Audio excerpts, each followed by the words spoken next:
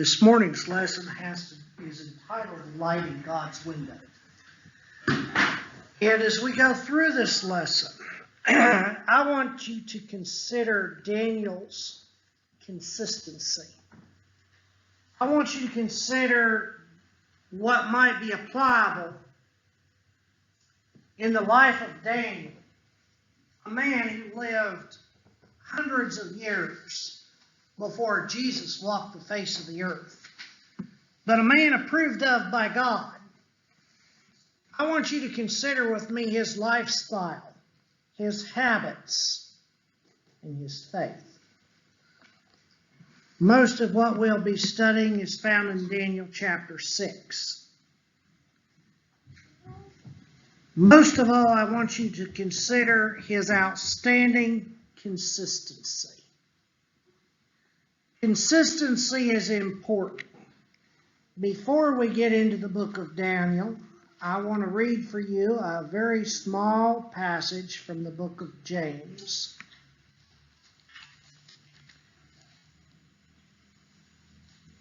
James says a double-minded man is unstable in all his ways. I want you to think about that for a moment. A double-minded man is one who does one thing for a little while and then the next cool thing comes and he does something different. A double-minded man. Now, James is not saying that it's wrong to change directions if you see an error of your ways. Consider what James says. Couple that with the consistency that we see with Daniel. And I want to make some applications of this consistency.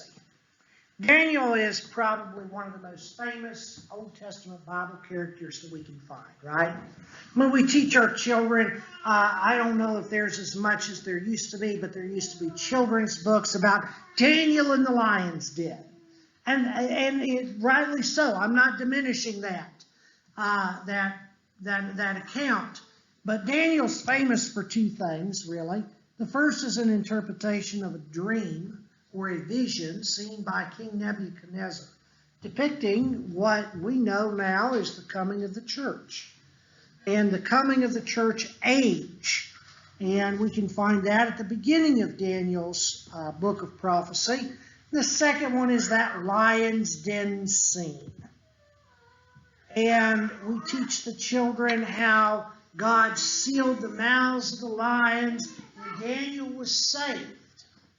I think all of our kids could probably relate to that. They probably learned about Daniel at a very early age and how he was thrown into the pit of lions. But I think sometimes we're tempted to skip over the lead up. What brought Daniel from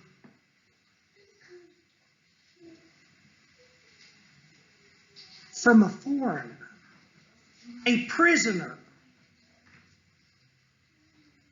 to the climax of the story of Daniel in the lion's den?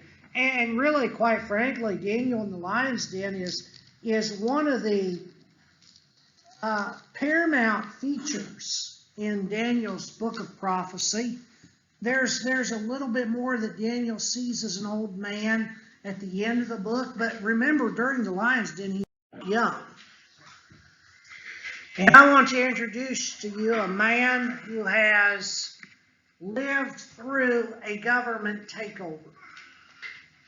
Daniel first saw as a teenage boy his parents being killed in Jerusalem. Nebuchadnezzar, king of Babylon, sweeps in, surrounds the city of Jerusalem to destroy and conquer. He breaks down the walls of Jerusalem. He destroys the temple built by Solomon. He kills most of the population, takes some captives of the more select, upper class youth back to Babylon to act as servants. Among them is a young man by the name of Daniel. Fast forward several years.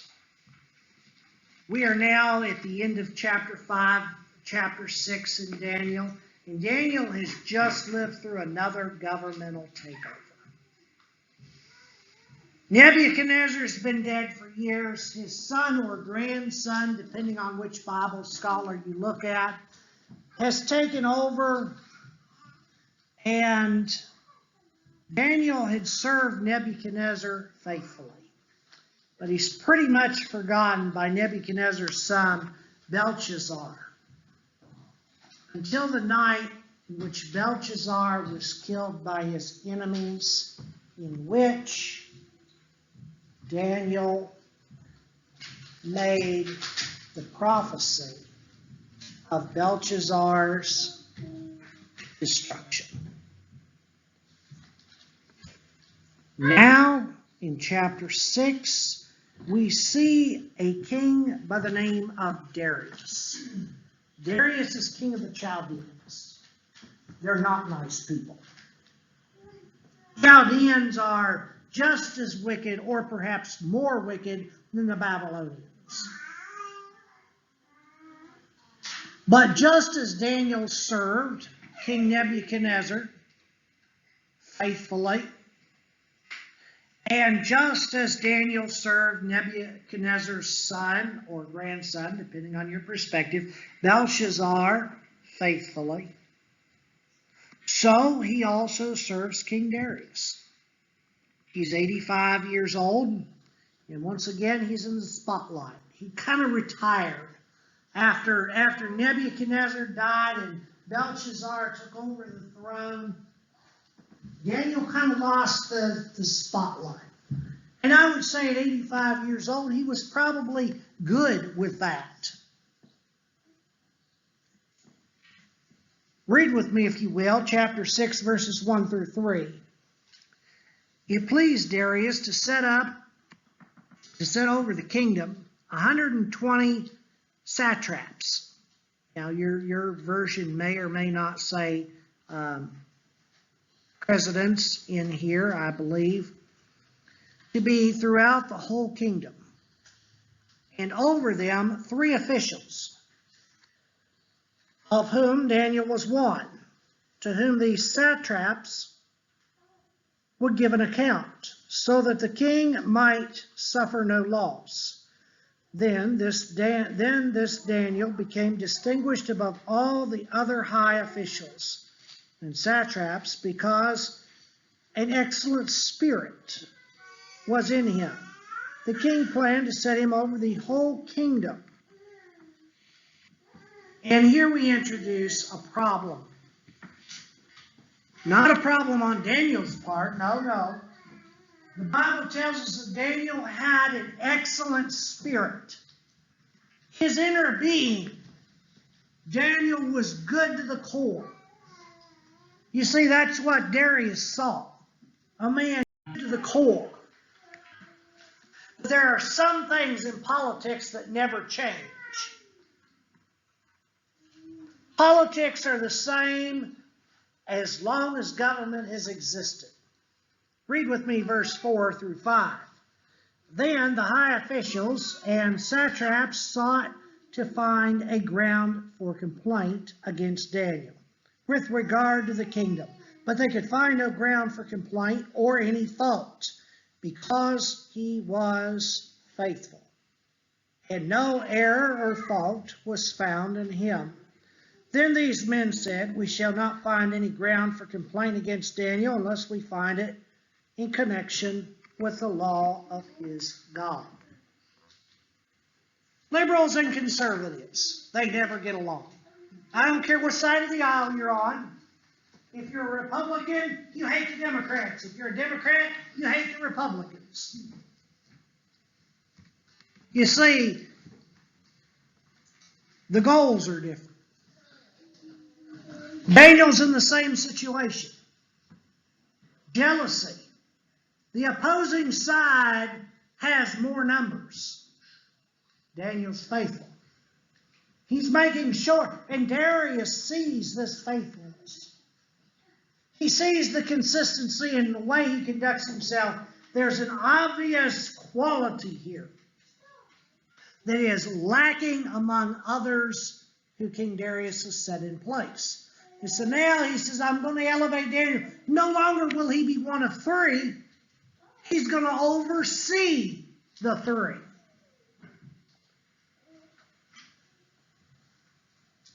It has been said before that no one ever throws stones at a barren apple tree. The tree with no fruit never has anyone pay attention to it. But see here, Daniel has potential. At 85 years old, the king sees the quality. He says, I want to make sure everybody conducts themselves as Daniel does. And so he elevates him. Verse 4, notice what is said. And this is not an observation that Darius makes. This is not an observation that the Bible makes. This is an observation that Daniel's opposing force, the satraps and the other two officials, this is an observation that they make. But they could find no ground for complaint or any fault because he was faithful. And no error was found in him. My question for you today is, could that be said of us? I dare say, at least on my behalf, it could not. It is a goal to attain. I'm not 85 years old yet. But I'm getting close to halfway. Maybe by the time I get to be 85, it will be said that there's no fault that can be found in me. Who was Daniel? Why was he loyal to the king? Daniel, as I mentioned, is an exile. He's a captive. He has every reason to have disdain over the man who is king. But you see, there is a concept that God teaches throughout the Bible. It's a concept that Daniel and three other individuals, we know them by their Chaldean names, Shadrach, Meshach, and Abednego. There's a quality in which they had, and that was loyalty. Despite every reason to be unloyal, they had loyalty to those who God put into power. And Daniel carries that with him into the next kingdom of Darius. Now, I want you to go back to Daniel with me. And there's a plot that's about to be hatched. In Daniel chapter 6 and in verse 6, then these high officials, satraps, came to an agreement. They found the only weakness. It's in his faith. The only way they're going to trip this man up, and I can just see them sitting in a room, scheming, arguing back and, well, we can't get him here, he's honest. We can't get him over here, he does what Darius says. Somebody, somewhere in that group of 122 or 123 individuals says, you know, the only way we're going to catch him is in the law of his God.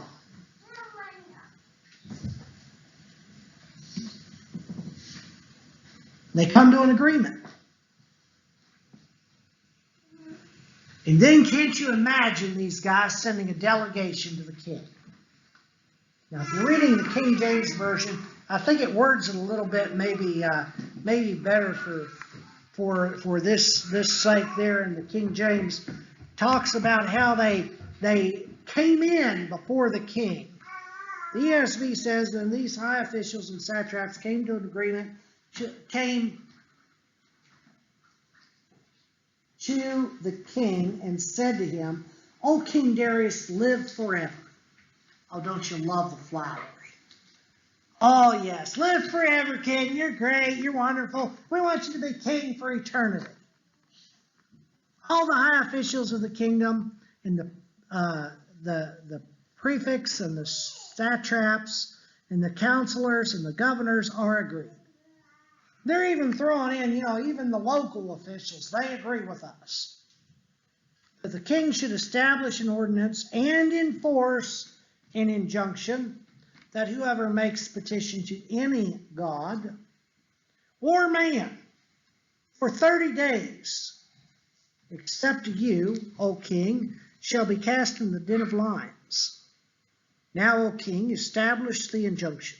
Sign the document. They've got it ready. See, they've got this document ready. We're coming in prepared. Anyone who's ever done any legislative work will tell you you've got to make it smooth. They've already got it ready for him to sign. Establish the injunction, sign the document so that it cannot be changed.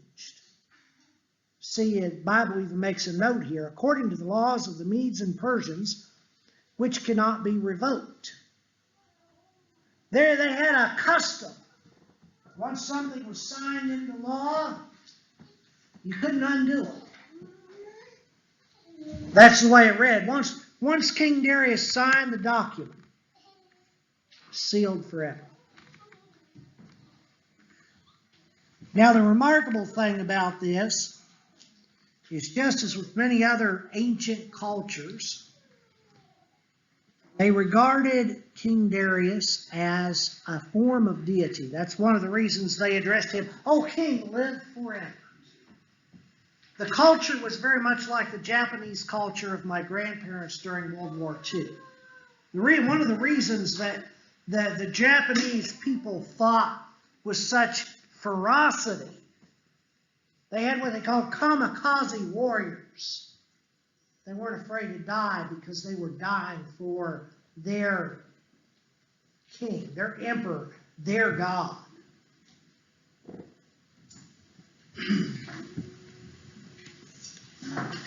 This kingdom of the Medes and Persians had the same idea, that Darius was a form of deity. He was a god, an idol. So, bottom line, they found a way to get to Daniel because they knew him to be a man of faith in God. What about us? I want you to think about this for a moment. Several years ago, I'd say probably 5 years ago, I sat in a class that was taught by a brother in Christ. We were studying the book of Daniel. We were studying this very passage in the book of Daniel.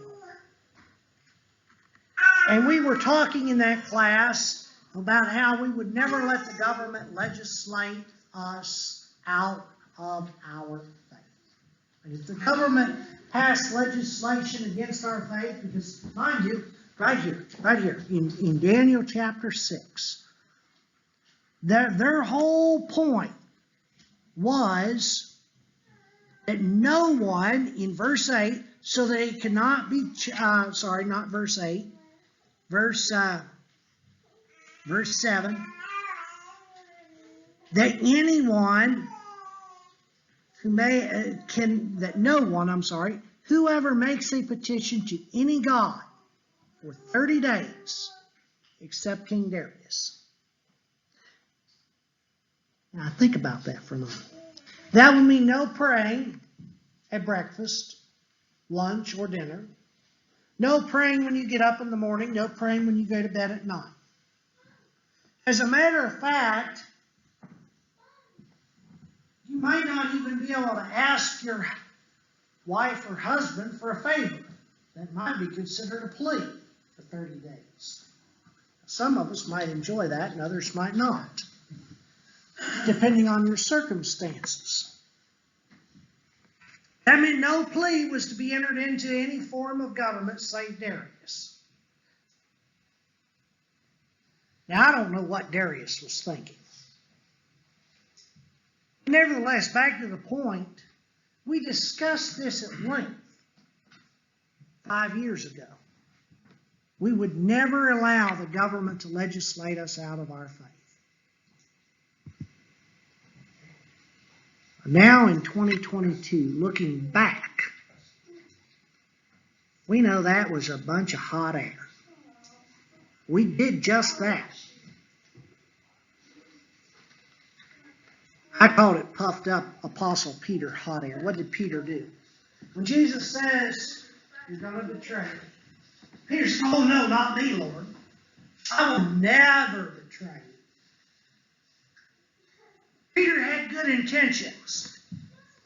Christians had good intentions. We never intended to betray God. Neither did Peter. Neither did Peter. Peter betrayed God. During COVID, churches closed. Now, I believe just as with Peter, there's opportunity for repentance. We had opportunity to come back, and God gave us a second chance, just as God gave Peter a second chance. How many churches closed and never reopened? How many people left and never came back? If we could look in retrospect, if we had had a crystal ball in April of 2019, would we have made the same decisions? How many of us had more faith in Anthony Fauci and in the CDC than in God? It's kind of humorous when you think about it. It's humorous that Fauci still hasn't admitted that it was a hoax. Now, don't get me wrong, COVID's real. COVID's deadly and COVID kills. But I just want to put what Daniel's going through into perspective. Hebrews 10:25 says, neglect not the assembly of thyself together as the manner of some is, but the more so as you see the day approaching. I had to quote that to a newspaper reporter who wanted to know why we were still open, why our church was still meeting, why we had failed to follow CDC guidelines. You know, those of us who stuck it out, we weren't even thrown to the den of lions. Now, my wife was convinced that I was going to jail during that time. She was convinced that somebody was going to come in this building and arrest me. I almost wish it would have happened. It would have been fun.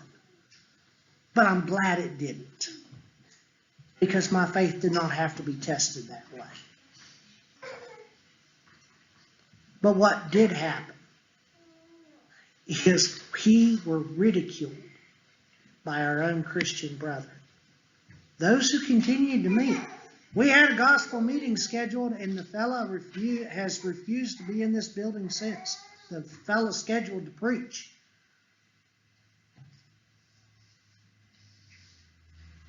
Our own brother.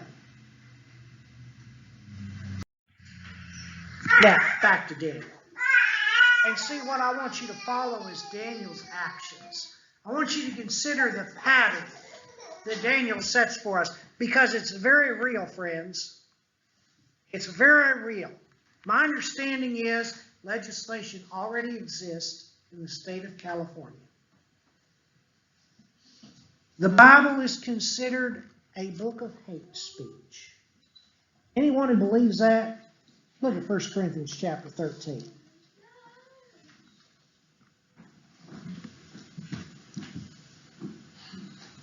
COVID might have just been a test. A test for us, a test for the government. What are Christians willing to do? In Daniel chapter 6, beginning in verse 10, when Daniel knew that the document, he can't even plead ignorance. When Daniel knew that the document had been signed, He went to his house where he had windows in his upper chamber open toward Jerusalem. He got down on his knees, 85 years old, 3 times a day and prayed and gave thanks to God, or thanks before his God. Kate, can you turn that off? Before his God as he had done before. Wow. What a man. What a man is Daniel. Then the men, verse 11.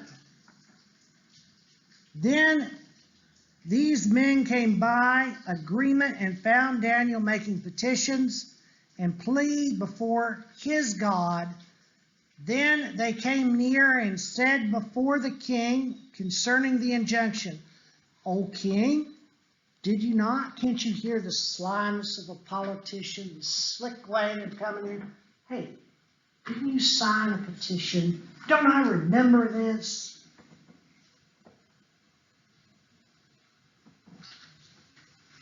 Did you not sign an injunction that anyone who makes petition to any god or man within 30 days, except you, O king, shall be cast into the den of lions?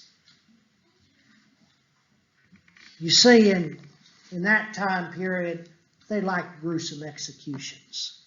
Nebuchadnezzar, he kept an incinerator. He kept a fiery furnace. Darius, he liked a little sport. He preferred a lion's den.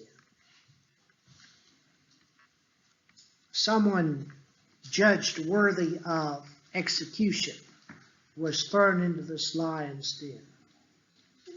Now again, as a child, sometimes our children's books, we see a picture of a pit with stair steps going down into the lion's den. There were no steps. It was a pit. You were thrown over the edge into this den of lions.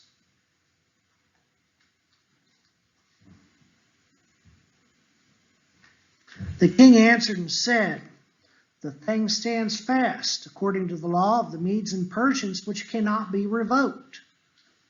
Then they answered and said before the king, Daniel, who is one of the exiles from Judah,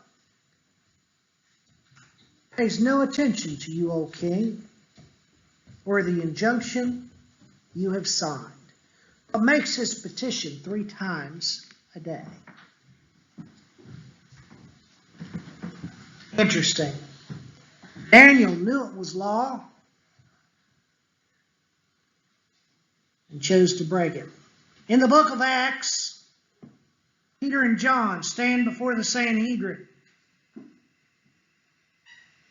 And the Sanhedrin is chastising them, and Peter stands up and says, judge for yourselves whether it is better for us to obey man or God. Daniel knew beyond a shadow of a doubt what would happen if you're cast into a den of lions. Is there any doubt in my mind what would happen to me if I was cast into a den of lions? Talk about cat food. 5 minutes time, I'd be done. And yet, Daniel did as he had done previously. Now, it's important for me to make a note here. Daniel could have changed some things and still been right with God. Daniel, in fact, the Bible teaches us that when Jesus himself says, when you pray, go into your inner room, close the door.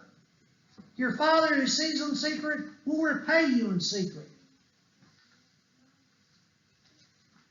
Daniel could have gone into an inner room. He didn't have to have the windows open. Daniel didn't have to get down on his knees at 85 years old.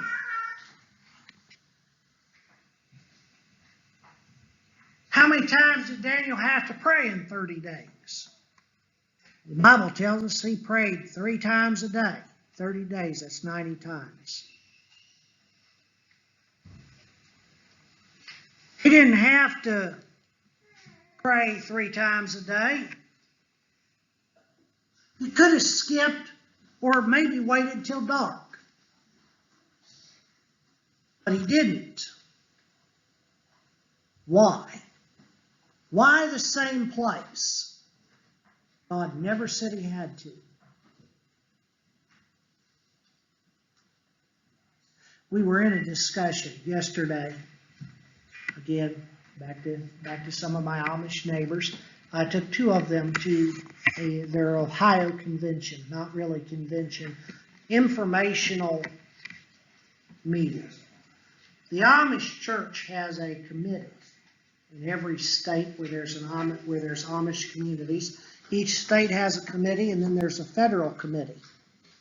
They get together and they discuss the laws that the government is putting in place that will affect their religion. Okay? The state of Ohio has put in place that they now have to run an amber flashing light at the top of their buggies. Seems innocent enough, right? It doesn't go against their religion, and it doesn't go against their culture, other than it's an electric light. Certain groups have problems with it.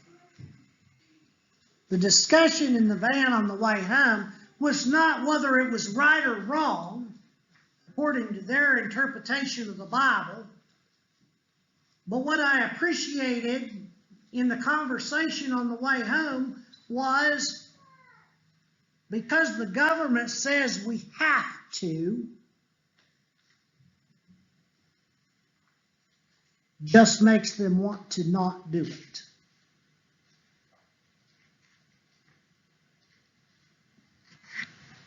Daniel didn't have to pray the same as before.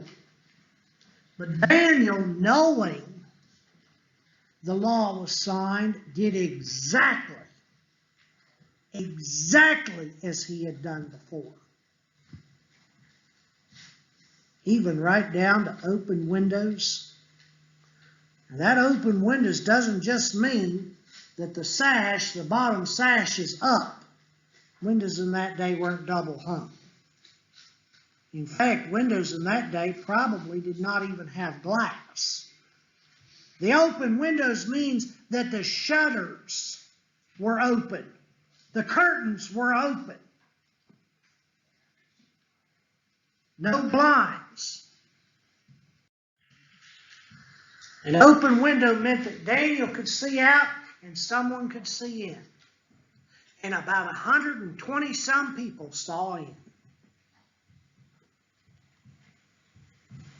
Pick up with me in verse 14. Then the king, when he heard these words, was much distressed. See, Darius didn't wish Daniel any harm. He suddenly notices actually he's been had. This is a game of gotcha. And they got him. It says here, and set his mind to deliver Daniel, and he labored till sun went down to rescue him. Then these men came by agreement to the king and said to him, Now, O king, that it is a law of the Medes and Persian that no injunction or ordinance that the king shall establish can be changed. Then the king commanded, and Daniel was brought and cast into the den of lions. The king declared to Daniel, now this is probably before he's being thrown into the pit. Notice what he says.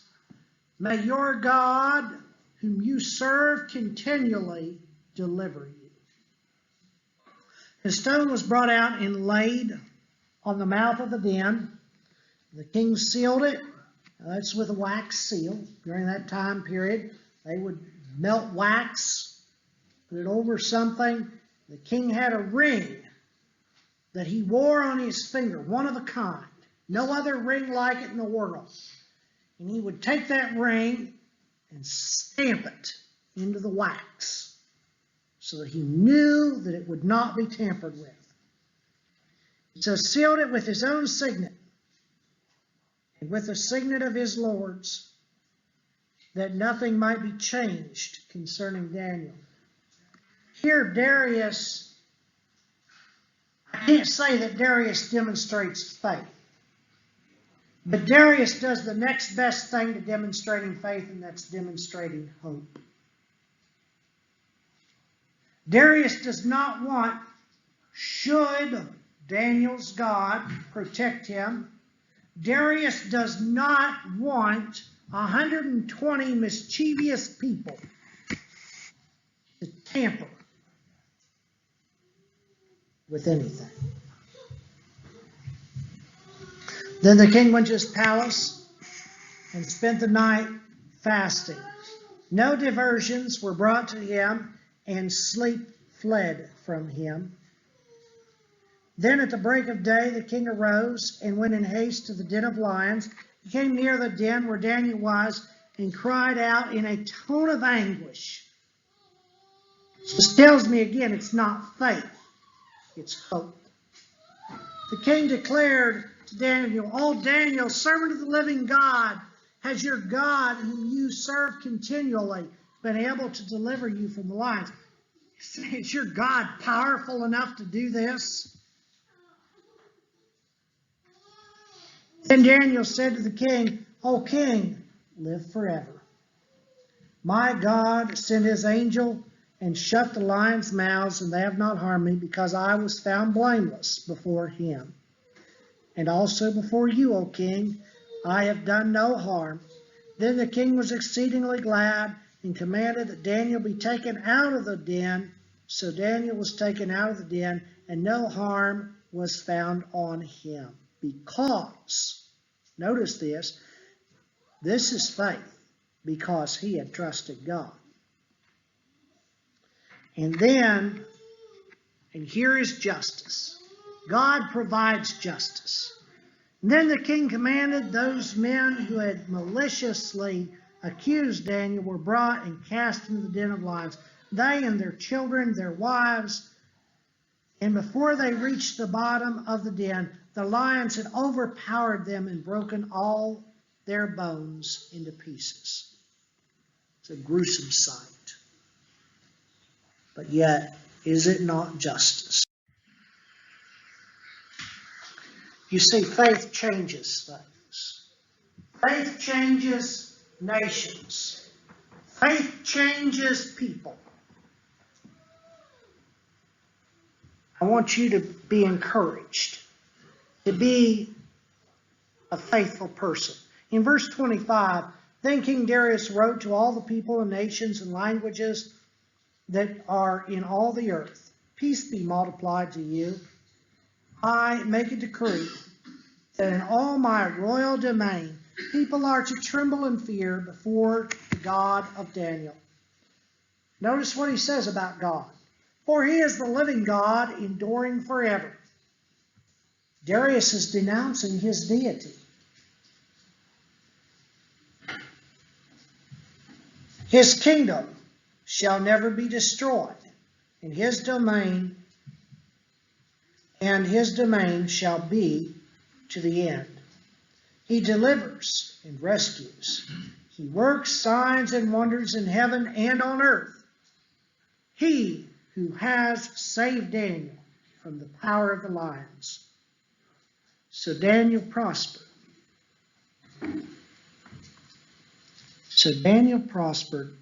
During the reign of Darius and the reign of Cyrus of the Persian.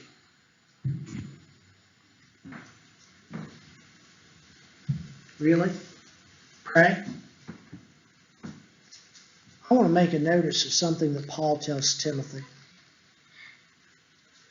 In 1 Timothy chapter 2 and in verse 2, Paul writes about respect for government both in Romans chapter 13, and he also writes about praying for government in 1 Timothy chapter 2 and in verse 2.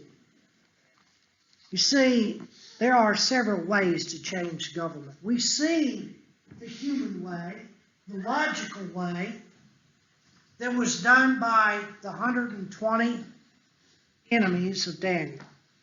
legislation. They passed legislation. They formulated a plan. They brought it about. But it was to their own destruction. Paul instructs Timothy how to pray to change a nation. In 1 Timothy chapter 2 and in verse 2, verse 1, Paul says, first of all, then I urge the supplications, prayers, intercessions, and thanksgiving be made for all people. Okay, now when Paul says all people, he means it. He says for kings and for all who are in high positions. Now, he even goes so far as to tell us exactly what we're to pray for. Paul doesn't pray for health and long life. Paul doesn't say to pray that they be destroyed by their enemies. Paul says that Christians may lead a peaceful and quiet life, godly and dignified in every way. This is good and is pleasing in the sight of God our Savior, who desires all people to be saved and to come to a knowledge of the truth. Pray. Faith changes things. Faith in God lived out consistently in the life of Daniel, I think, is a pattern for us. What's in the past is in the past, and what we've done or might not have done is in the past as well. But as Christians, we don't need to dwell on the past. We need to look to the future. Sure, the Apostle Paul in Romans says that the things that were written aforetime were written for our learning. So we learn from Daniel. We learn from our past as well. We learn from things that have happened. And we move on to something better. If you're here this morning and you're not a child of God, I would encourage you to do so. Emma has requested to be baptized this morning.